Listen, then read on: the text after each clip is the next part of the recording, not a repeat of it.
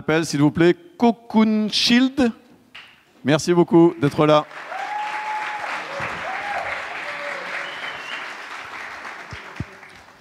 Merci beaucoup. C'est à vous. Bonjour à tous.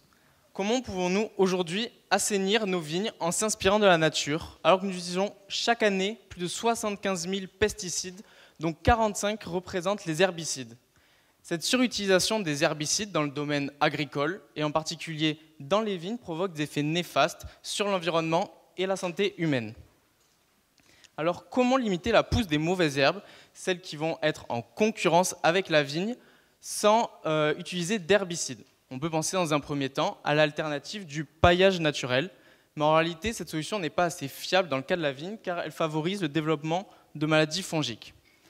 Alors, pour limiter la pousse des mauvaises herbes sans avoir recours aux herbicides, Cocoon Shield est la solution. Notre objectif est de protéger les vignes sans avoir recours aux herbicides.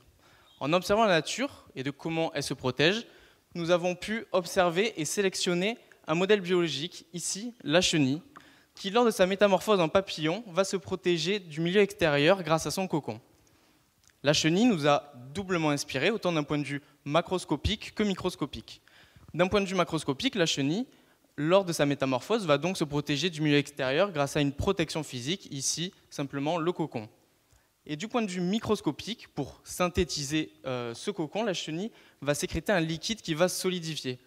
Ce liquide est en grande majorité composé d'eau et donc va solidifier au contact de l'air par changement de phase. Et c'est là qu'est apparue notre innovation. En mimant le procédé de la chenille, notre solution va se pulvériser au pied des vignes et va solidifier au contact de l'air par changement de phase pour laisser apparaître le film Cocoon Shield. La composition de notre produit est très simple, c'est de l'eau et du chitosane. Le chitosane qui est un biopolymère biosourcé, connu pour ses propriétés à former des films. Également, le film est créé par des interactions physiques et chimiques, ici grâce à l'ajout d'un agent de réticulation biosourcé, le génipin. Notre produit, c'est donc de l'eau, du chitosane et un agent de réticulation. Alors maintenant, quels sont les avantages de Cocoon Shield? En effet, notre produit vous apporte de nombreux avantages comme l'amélioration du rendement, mais également la limitation de la pousse des mauvaises herbes. Aussi, on a une réduction au niveau de temps de travail grâce à l'unique application nécessaire pour le film Cocoon Shield. Cocoon Shield a été initialement développé pour les vignes, mais en réalité, son potentiel d'application est bien plus large. Nous avons pu développer de nombreuses gammes permettant de s'adapter à différentes échelles, allant du simple jardin aux cultures et aux champs. Cocoon Shield, pour finir, est un produit biosourcé, bio-inspiré, mais un véritable outil pour une transition de l'agriculture plus saine et plus durable. Je m'appelle Pierre Lafourcade, je suis étudiant à Pau dans un master de matériaux bio-inspirés et j'ai développé ce projet avec deux autres camarades, Aurore et Lise, qui n'ont pas pu venir. Je vous remercie de votre écoute et laissons nos vignes se métamorphoser. Bravo!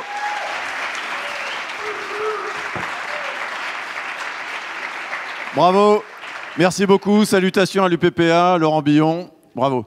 Une question des membres du jury. Oui, Sandra, merci. Je me demande si ça a un impact typiquement sur les cultures qui se mangent, si ça a un impact, cette pulvérisation, en termes de goût ou de qualité de l'ingrédient, puisque je suppose que ce n'est pas une pulvérisation qui est très ciblée sur le pied. Alors, notre but à nous, justement, c'est d'avoir une pulvérisation locale pour avoir vraiment ce remplacement de la fonction herbicide au niveau local, donc pour vraiment contrôler au pied de la vigne. C'est pour ça que, dans un premier temps, c'est plus simple au niveau de la vigne, car on a déjà le pied de la vigne qui est créé, donc on peut pulvériser de suite au pied de la vigne. Alors qu'après, pour d'autres applications, pour d'autres cultures et autres champs, il va falloir repenser, je pense, juste la manière de pulvériser en termes de temps, à quel moment il va falloir pulvériser notre produit pour pas non plus, après, si on plante, empêcher la culture de pousser. Ok. Merci beaucoup. Très intéressant. Il y a beaucoup d'innovations bio-inspirées au service de l'agriculture. Merci beaucoup. Bravo.